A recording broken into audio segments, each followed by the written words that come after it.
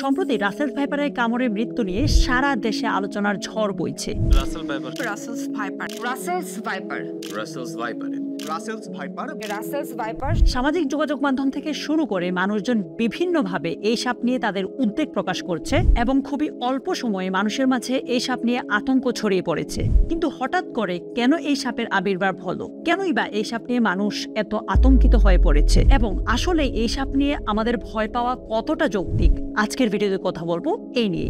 আপনি এই ভিডিওটা শেষ পর্যন্ত দেখলে আপনাকে আমি এতটুকু নিশ্চয়তা দিতে পারি যে রাসেলস ভাইপার সম্পর্কে আপনি এমন কিছু তথ্য জানবেন যেই তথ্যগুলো আপনাকে এটার ব্যাপারে আতঙ্কিত হওয়া থেকে দূরে রাখতে সহায়তা করবে।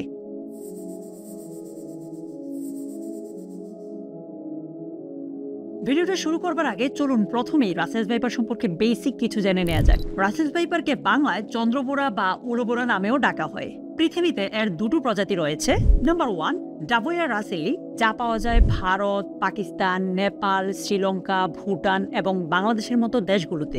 নাম্বার 2 ডাভোয়া সিয়েমেনসিস, যার বিস্তৃতি চীন, মিয়ানমার, থাইল্যান্ড এবং ইন্দোনেশিয়ার মতো দেশগুলোতে। এই রাসেলস ভাইপার সাধারণত গ্রীষ্মকালে সন্ধ্যা ও রাতের বেলায় বেশি সক্রিয় থাকে এবং শীতকালে দিনের বেলায় বেশি সক্রিয় থাকে।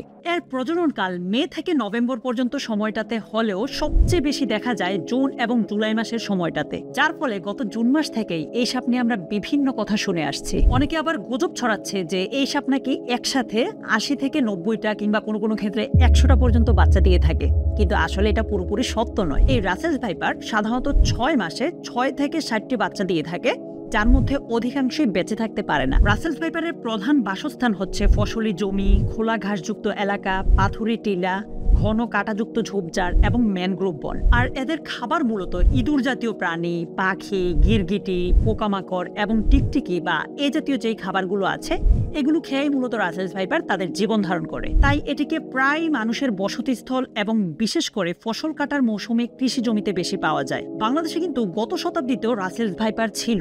রাসেলস ভাইপার নামটা শুনে অনেকের কাছেই মনে হতে পারে সাপটি হয়তো বিদেশি, কিন্তু আসলে তা নয়। 1781 সালে স্কটিশ প্রকৃতিবিদ প্যাট্রিক রাসেলকে প্রাকৃতিক ইতিহাস গবেষণা করার জন্য নিযুক্ত করে ইস্ট ইন্ডিয়া কোম্পানি। তখন এই সাপের পরিচয় বিশ্লেষণ করার জন্য নাম দেওয়া হয় রাসেলস ভাইপার। 2002 সালে ধারণা করা হয়েছিল যে এই সাপের প্রজাতি হয়তো বাংলাদেশ থেকে বিলুপ্ত হয়ে গেছে, কিন্তু পরক্ষণে এই সাপের দংশনের কথা আবার শোনা যায়। 2018 সালে journal of the Asiatic society of বাংলাদেশের করা একটা গবেষণায় দেখা গেছে 2013 থেকে 2016 সাল পর্যন্ত রাসেলস ভাইপারের কামড়ে 20 জনের মৃত্যু হয়েছে এবং বাংলাদেশের 64 জেলার মধ্যে 17 জেলায় এই প্রজাতির সাপের কামড়ের ঘটনা নথিভুক্ত করা হয়েছে। এখন প্রশ্ন আসতে পারে যে তাহলে তখন কেন এই সাপ নিয়ে মানুষজন এত আতঙ্কিত হয়নি বা এই সাপের এত বেশি বিস্তার ঘটেনি? এর পিছনে মূলত কয়েকটা বিষয় কাজ করছে। প্রথমত, চট্টগ্রাম বিশ্ববিদ্যালয়ের প্রাণীবিদ্যা বিভাগের অধ্যাপক ফরিদ আহসানের মতে বংশবিস্তারের মতো পরিবেশ ও পর্যাপ্ত খাদ্য না থাকায় এই সাপের উপস্থিতি তেমন একটা বোঝা যায়নি।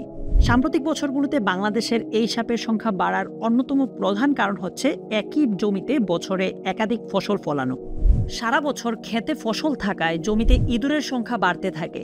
এদিকে ইঁদুর হচ্ছে এই সাপের প্রধান খাদ্য, আর ইঁদুর বাড়ার সাথে সাথে সাপটিও কিন্তু তার পর্যাপ্ত পরিমাণ খাদ্য পেতে শুরু করে এবং বংশবিস্তারের একটা সুযোগ পায়। দ্বিতীয়ত, বাংলাদেশের জনসংখ্যা বৃদ্ধির সঙ্গে সঙ্গে যেহেতু ঘন ঝোপঝাড় এবং পরিত্যক্ত জমির সংখ্যা অনেকাংশেই কমে গেছে, ফলশ্রুতিতে এই সাপ কৃষি জমিকেই তার প্রধান বাসস্থান হিসেবে বানিয়ে নিয়েছে, যার ফলে মাঠে যারা কৃষিকাজ করেন তারা রাসেলস ভাইপারের দংশনের সবচেয়ে বেশি শিকার হওয়ার সম্ভাবনা থাকে। তৃতীয়ত, এই সাপ ভারত থেকে বন্যার পানির সাথে কচুরিপানাই করে বাংলাদেশে ভেসে আসার একটা সম্ভাবনা আছে। চতুর্থত, বাংলাদেশের চাঁপাইনবাবগঞ্জ জেলার সীমানায় রয়েছে পশ্চিম বাংলার অনুর্বর ঝোপঝাড় এলাকা। এই এলাকাগুলোকে আগুনে পুড়িয়ে কৃষি জমিতে রূপান্তর করার কারণে কিছু সাপ বাংলাদেশে স্থানান্তর হয়ে থাকতে পারে। সর্বশেষ এবং খুবই গুরুত্বপূর্ণ একটা পয়েন্ট হচ্ছে প্রাকৃতিক শিকারী, যেমন গুই সাপ, শিয়াল, বেজি, পেঁচা, চিল ও বাজ পাখি এদের শিকার ছিল চন্দ্রবোরা। এখন এদের সংখ্যা একেবারেই কমে গেছে এবং এমন অনেক জায়গা আছে যেখানে এই প্রাণীগুলোর অস্তিত্ব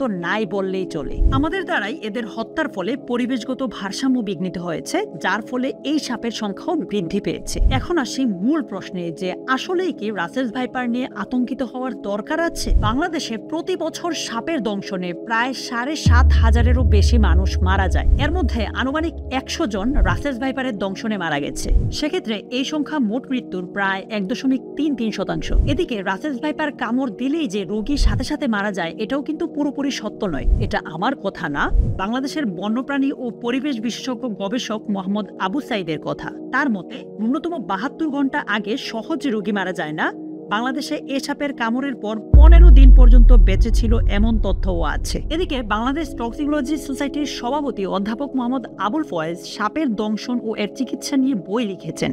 সেখানে বলা আছে, গোখরো সাপের দংশনের গড় 8 ঘন্টা পর, কেউটি সাপের দংশনের গড় 18 ঘন্টা পর ও চন্দ্রবোরা সাপের দংশনের গড় 72 ঘন্টা বা 3 দিন পর রোগীর মৃত্যু হতে পারে। বেশিরভাগ ক্ষেত্রে এই সময়সীমাটার মধ্যে অ্যান্টিভেনম প্রয়োগ করাটা জরুরি। তাই যদি সাপ কামড়ও দেয়, ভয় আর আতঙ্কিত না হয়ে উপজেলা স্বাস্থ্য কমপ্লেক্স বা হাসপাতালে যেখানে অ্যান্টিভেনম সরবরাহ আছে সেখানে নিয়ে যেতে হবে। অনেকেই আবার বলে এই সাপটাকে মানুষ দেখলেই তেড়ে এসে কামড় দিয়ে বসে।